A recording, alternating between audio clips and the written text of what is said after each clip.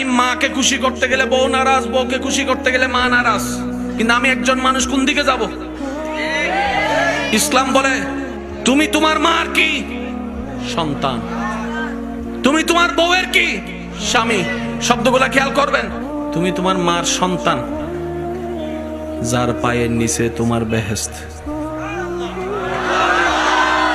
তুমি তোমার মায়ের পায়ের নিচে।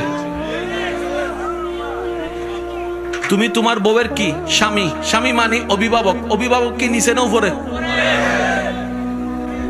মায়ের পায়ের নিচে তুমি, আর বউ তোমাকে মাথার উপর রেখেছে, কারণ তুমি বউয়ের অভিভাবক। তো উপরওয়ালা তো নিচের ওয়ালার মতো হয় না, নিচের ওয়ালা তো উপরওয়ালার মতো হয় না। এবার সে বলে আমি করব কি? বলে যে শুনো, তুমি মাকে মাথায় রাখো, বউকে বুকে রাখো।